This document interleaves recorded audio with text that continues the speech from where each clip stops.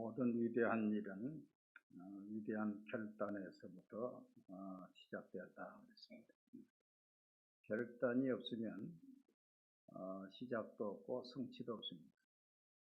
영어에 당신의 미래는 당신의 결정에 달려 있습니다. 그런 말이 있습니다. Your future, 당신의 미래는 it depends on your decision. 당신의 결정에 지금 잘못된 삶을 살고 있으면요, 고난의 삶을 살고 있으면 언젠가는 잘못된 결정을 한 것입니다. 지금 행복하고 복된 삶을 살고 있으면 언젠가 복된 결정을 한 것입니다. 그렇기 때문에 신명기 30장에 너와 내 자녀가 살기 위해서 생명과 복을 택하라. 얼마나 귀합니다. 따라합시다. 너와 너 자녀가 살기 위하여 생명과 복을 택하라. 그러니까 가정에 호주되는 남편의 결정이 아주 중요합니다. 남편이 잘못된 결정을 하면은 실패를 하게 되지요. 그러면 온 자녀, 가정이 고난을 당하게 됩니다. 믿음의 위대한 사람들은 다 위대한 결단을 했습니다. 아브라함이 위대한 결단을 했고, 야곱이 위대한 결단을 했고, 오늘 룻도 위대한 결단을 한 것입니다. 신학자 불트만은 신앙생활은 순간순간 결단의 연속이다. 신앙생활해도요, 결단을 불순종하기로 결단한 사람은 그 삶에 하나님의 역사가 나타나지 않습니다. 그러나 순종, 믿음, 축복을 결단한 사람은 그 삶에 주님의 역사가 나타나고 하늘문이 열리게 되고 할렐루야, 놀라운 역사가 일어나는 것입니다. 롯은 실패한 사람입니다. 그 롯은 이방 모압 여인이지요. 모압은 하나님을 섬기는 것이 아니라 그모스 이방신을 섬깁니다. 그리고 이 롯은 청상 가봅니다. 아들도 없이 결혼한 지 얼마 되지 않아서 남편이 죽고 말았습니다. 룻기 1장 1절로 2절 보면 사사들이 치리하던 때에 그 땅에 흉년이 드니라. 유다 베들레헴 사람 한 사람이 그의 아내와 두 아들을 데리고 모압 지방에 가서 거류하는데 그 사람의 이름은 엘리멜렉이요 그의 아내의 이름은 나오미요 그의 두 아들의 이름은 말론과 기론이니 유다 베들레헴 사람들이더라. 그들이 거기에 그 10년쯤에 말론과 기론 두 사람이 다 죽고 그 여인은 두 아들과 남편 뒤에 남았더라. 그러니까 엘리멜렉 아버지는 일찍 죽었고 그 다음에 두 아들까지 10년 만에 강산이 변한단 말이 있는데 10년 만에 풍족하게 나갔던 이 가정이 쫄딱 망하게 됩니다. 결국 이 엘리멜렉의 가문이 이처럼 망하게 된 것은 흉년이 좀 들었다고 하나님이 약속한 땅을 과감히 버리고 하나님을 섬기는 성전을 버리고 신앙이 다른 모압 지방으로 이사간 그 결정부터 잘못된 것입니다. 처음에는 모르지요. 처음에는 풍족에 가서 잘 된 줄 알았는데 1년 지나고 2년 지나고 10년이 지나 보니까 아휴, 우리 가정이 망했구나. 우리가 버리고 떠나온 저 베들레헴은 하나님이 기억하셔서 양식을 주었다는데 우리는 축복을 놓쳤구나.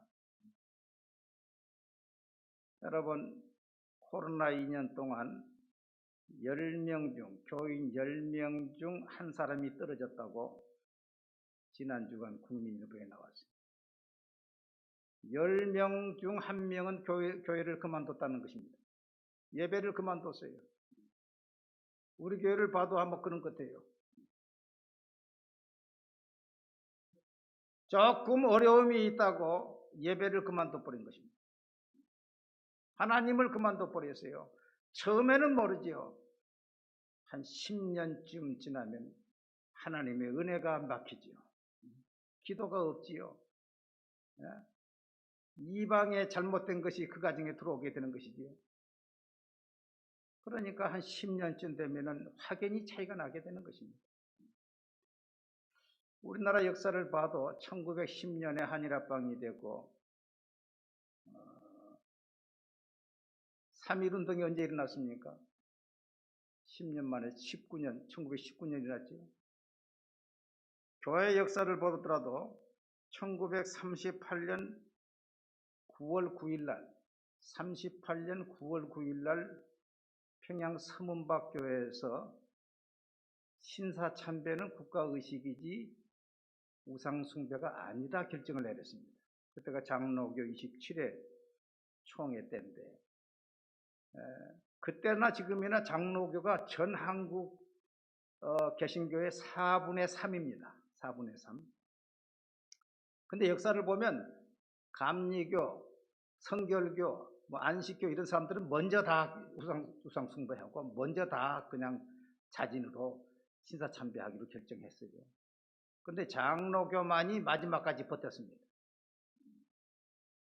38년 9월 9일 평양 서문박 교회에서 27회 총회에서 일본 경찰들이 한 회원 옆에 양쪽에 다 두 사람씩 칼을 잡고 있고 앞에 뒤에 100명씩 막 딱진을 쳐가지고 꼼짝 못하게 해가지고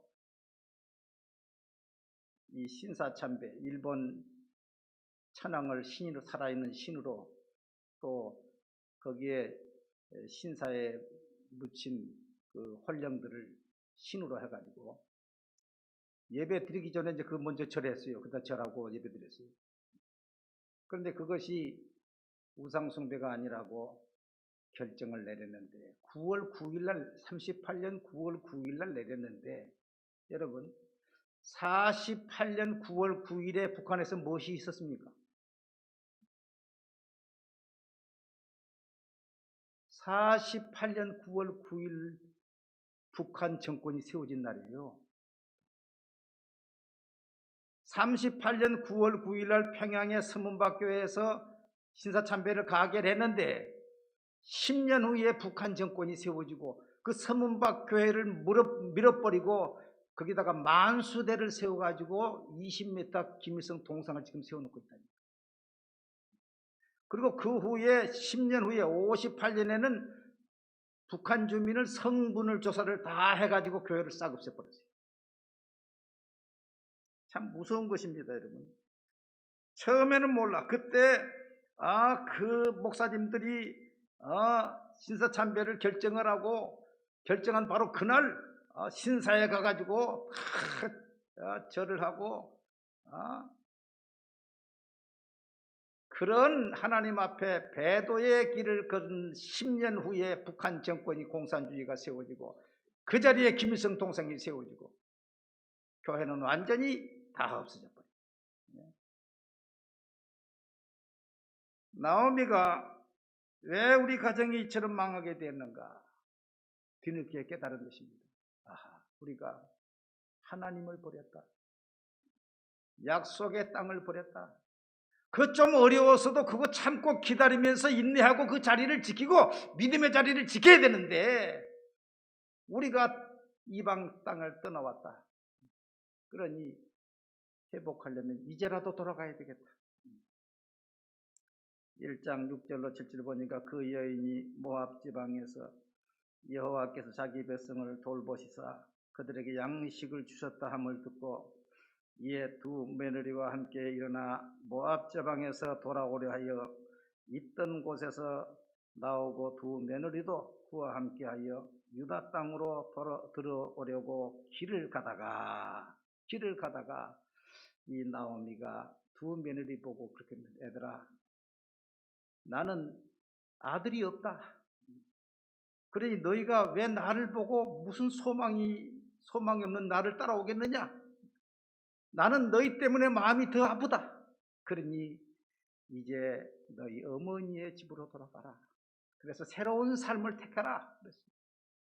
그랬더니 오르바, 큰 며느리 오르바는 울면서 고향으로 돌아갔어요. 근데 성경에 보면은 오르바가 고향에 가서 어떻게 살았단 말이 하나 언급이 없어요. 하나님의 관심 받기 판단을, 그런 믿음의 판단한 것이 아니죠. 그러나 룻은 어머니에게 아주 과감하게 이야기합니다. 룻이 이르되 내게 어머니를 떠나며 어머니를 따르지 말고 돌아가라 강권하지 마옵소서. 어머니께서 가시는 곳에 나도 가고 어머니께서 머무시는 곳에서 나도 머물겠나이다. 어머니의 백성이 나의 백성이 되고 어머니의 하나님이 나의 하나님이 되시리니 어머니께서 죽으시는 곳에서 나도 죽어 거기 묻힐 것이라. 만일 내가 죽는 일 외에 어머니를 떠나면 여호와께서 내게 벌을 내리시고 더 내리시기를 원하나이다 하는지라. 할렐루야. 룻이 굳게 결심함을 보고 돌아가라고 말을 하지 않았더라고 그랬어요. 여러분, 룻은 적어도 3대 결단을 한 것입니다. 첫째는 자기의 고향을 떠난 것입니다. 모압에서 이제 하나님의 땅으로, 유다 땅으로 이제 떠난 것입니다. 둘째는 종교를 바꾼 것입니다. 금오수 신, 이방 신을 섬겼지만 이제 어머니의 하나님이 나의 하나님이 되고 어머니의 백성이 나의 백성이 되겠나이다. 할렐루야. 세 번째는 아무런 능력 없는 가난한 어머니를 죽기를 각오하고 공양하기로 작정을 한 것입니다. 여러분, 요새요 텔레비를 보면은 부모들이 유산을 빨리 물려주라 그래요. 죽을 때까지 가지고 있으라 그래요. 네? 부모님들이 유산을 자손들에게 빨리 물려주라 그럽니까? 죽을 때까지 딱 가지고 있으라 그럽니까? 왜 그래요? 이 자식들이 말이죠, 유산을 있을 때는 할랑거리면서 왔다 인사를 하고 뭐 가지고 오더니 유산 딱 줘버리면 그 다음부터 딱 끊어버린다는 거예요. 우리 성민의 자녀들은 그럴 사람이 하나도 없어요. 새벽 기도를 나오고 기도를 받는 사람들이 그럼 되겠어요? 부모를 잘 공경하면 땅에서 장수하고 잘 때리라 그랬어요. 할렐루야. 예. 그런데 예수 안 믿는 사람들은 이 계산만이 있다니까, 계산만. 그래서 예수 신앙이 없는 자녀 교육은요, 현명한 악마, 작은 악마를 키우는 것과 똑같다 그랬어요. 우리 주일 학생들 보세요. 어디 악마가 있는가? 얼마나 선하고 착하고 어릴 때부터 11조 생활하고 새벽 기도 나오고. 할렐루야. 얼마나 감사해요. 그런데 룻은 하나님의 나라의 백성이 되기를 각오하고 하나님을 나의 아버지로 섬기기로 각오하고 어머니를, 가난한 어머니를, 짐받게 되자는 어머니를 공경하기로 결단을 한 것입니다. 얼마나 귀한 결단입니까? 믿음의 결단입니까? 당장 예루살렘 이 베들레헴 가면은 어머니 처소도 없지요. 어머니에게 양식도 없으니까 들에 나가서 그 보리와 밀을 베는데 뒤를 따라다니면서 그 젊은 세대기 말이죠, 이삭을 줍는 수모를 각오하면서라도 어머니를 섬기겠다는 거예요. 정말로 하나님이 볼 때도 감동스러운 결정인 것입니다.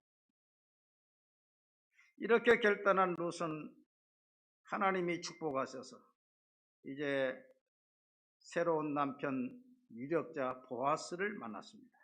2장 3절에 보니까 룻이 가서 베는 자를 따라 이삭을 줍는데 우연히 엘리멜렉의 친족 보아스에게 속한 밭에 이르렀더라. 여기 우연이라는 말이 나와요. 근데 사실은 우연이라는 말을 넣어서는 안 돼요. 유대인들은 두 가지 단어가 없는데 우연이라는 말이 없고, 단어가 없고, 은퇴라는 단어가 없습니다. 유대인들은. 그럼 우연이 아니면 뭐라고 말입니까? 지금? 하나님의 섭리죠.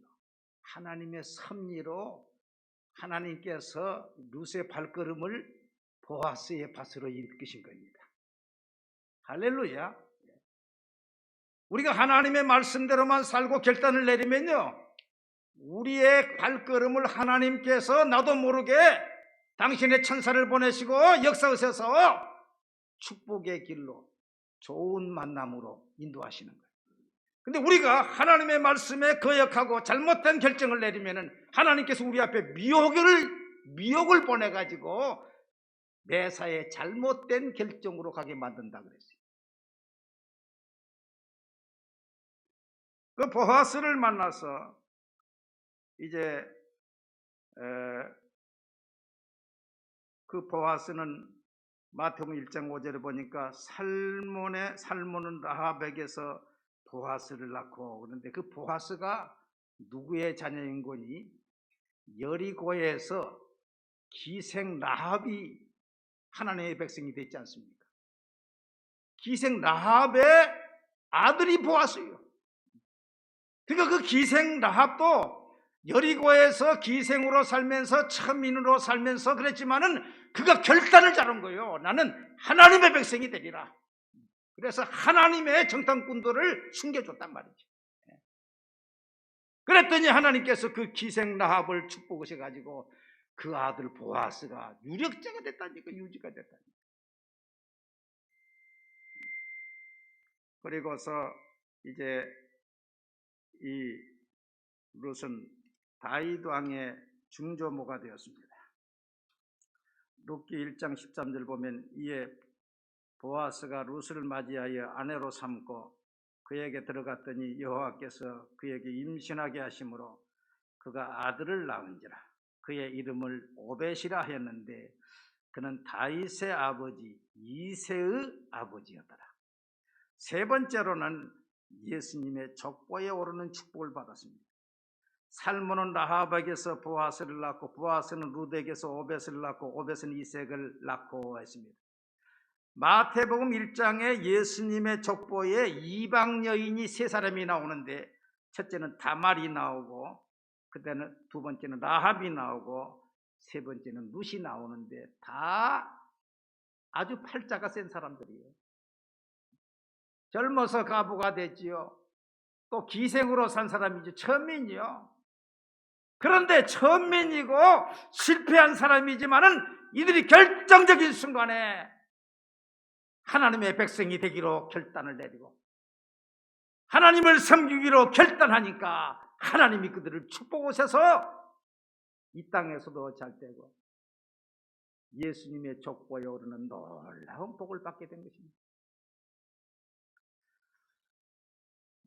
17세에 시집을 가서 19에 남편이 죽어서 청산가부가 된 사람이 있습니다. 주위 사람들은 꽃이 피다가 말았다 동정도 하고 조롱도 했습니다. 그는 자신이 생각해봐도 자신이 너무나 불쌍해서 거울 앞에 자신을 보고서 신세 타령도 많이 했다고 합니다. 그러던 어느 날 나는 이제 어떻게 하면 좋을까 생각하다가 결단을 내린 것입니다. 새로운 출발을 해야 되겠다. 그래서 머리를 잘라서 이제 단발머리를 해요. 그 여인들이 마음이 바꿔지면 머리 스타일이 달라진다고 그러는데 머리부터 싹둑 잘랐어요. 그리고 서울을 올라와가지고 충청도에서 서울 올라와가지고 이제 가정부로 취직을 했습니다. 그 가정부 취직하면서 그 주인에게 두 가지를 조건을 걸었대요. 첫째, 나는 일요일이면 교회를 보내주시오. 그리고 저녁에는 야학교를 보내주십시오. 그래서 허락을 받아가지고 이화여자 보통학교에서 공부를 하고 일본에 유학을 다녀와서 귀국해가지고 학교를 설립했는데 그 학교가 무슨 학교인 거니? 숙명여자대학교. 그 초대학장으로 지낸 임숙재 선생이 바로 이 사람. 이분이 결단하지 않고 저 충청도에서 자기 신세 한탄만 하고 있으면 아무 소용이 없죠. 나는 교회 나가리라 결단하고 나는 공부하리라 결단하죠.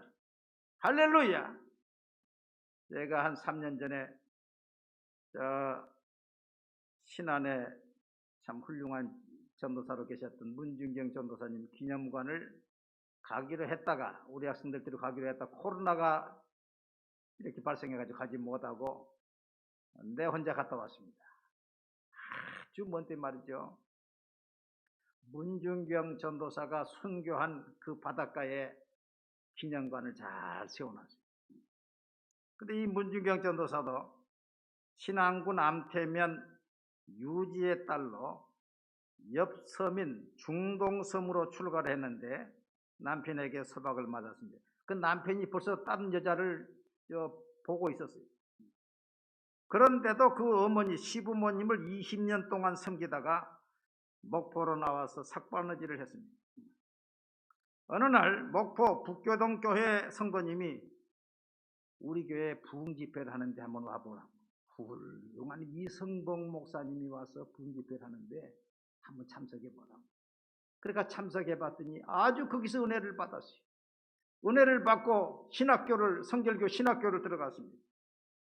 신학교를 졸업한 다음에 자기의 고향 11개 섬을 복음을 전해야 되겠다 해가지고 나룻배를 타고 고무신을 신고 그 11개 섬을 얼마나 전도를 했는지 1년에 고무신이 9컬레가 떨어졌다. 이렇게 복음을 전가했는데 6.25 때에 좌파 그 인민군들에게 죽창으로 찔려 죽음을 당했습니다. 왜? 하나님도 없는데 무슨 하나님을 전해가지고 전도를 이렇게 많이 하냐. 그래서 그 글을 보니까 병아리가 새끼를 닭이 암탉이 병아리를 까듯이 많이 병아리를 까놨다는 거예요. 그런데 얼마나 이분이 전도를 많이 했는 거니? 그 암태면 주민 90%가 예수를 믿었어요. 그리고 그 암태면 한 곳에서 목사님이 몇 명이 나오는 거니? 68명이, 이분의 전도를 받고 68명이 나왔는데 거기 대표적인 사람이 김중곤 박사. 그 대학생 선교회를 조직해서 30만 대학생을 그리스도에게로 돌아오게 한 정태기 박사, 한신대학교 내적 치유 권위자. 이만신 목사, 전 중앙성결교회 원로모, 지금 돌아가셨죠. 가면은 그 68명의 사진을 다 해놨어요. 임숙재 선생이나 문중경 전도사님이나 세상에 소망 맞고 실패하고 소망이 없는 사람들이 예수 만나니까 운명이 바뀌어지는 거예요. 따라합시다. 예수님을 만나면 운명이 바뀐다. 할렐루야. 여러분, 예수 만난 게 축복입니다. 할렐루야. 이제 예수 만난 우리는 주님 예수를 더 잘 믿게 하옵소서 결단해요.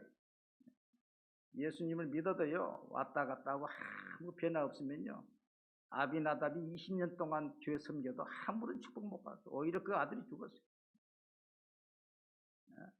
그러나 오베데돔은 3개월 교회 섬겼는데도 하나님이 복을 주셔서 그 8아들이 다 복을 받고 하나님의 교회로 인하여 복을 받았다 하느니라 소문이 났어요. 따라합시다. 주여 예수를 믿되 잘 믿게 하옵소서. 잘 믿도록 여러분 결단하시기를 바랍니다.